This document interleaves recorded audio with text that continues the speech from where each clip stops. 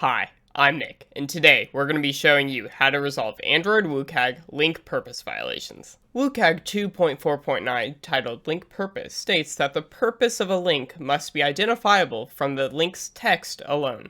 The intent of this success criterion is to help users understand the purpose of each link in the content so they can decide whether or not they want to follow it. This success criterion helps people with motion impairment by letting them skip content that they're not interested in, avoiding keystrokes needed to visit the reference content and then return back to their current content. Additionally, people with visual disabilities will benefit from not needing to explore extra content to fully understand the purpose of a link. For more details on the specifics of WCAG link purpose violations, check out this website here, link also in the description down below. Let's go ahead and fix a link purpose violation with the help of the Mesmer JetBrains IDE plugin. But first, don't forget to smash that like and subscribe button for the YouTube algorithm.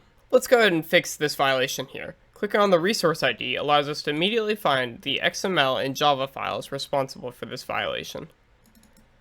Now that we've found the screen that contains this violation, let's pull up our emulator to see what we're able to see. From the emulator, we can use our screen reader Smalltalk to see what the screen reader is able to deduce about the purpose of each link. Click here to learn more about WCAG link purpose accessibility criteria. Click here.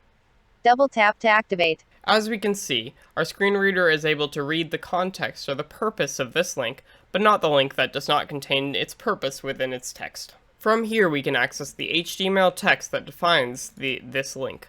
From here, we can copy the text of the non-violating link and put it in the text of the violating link, such that its purpose of the link is displayed by the text. Let's go ahead and rebuild our app and see what our screen reader is able to see. From the emulator, we can click on this new link to see if our screen reader is able to determine the purpose of this link. Click here to learn more about WCAG link purpose accessibility criteria. Double tap to activate. And just like that, we fixed our link purpose accessibility violation. Today's question is, what does accessibility mean to you? Let us know in the comments down below. Thanks for watching, and happy developing.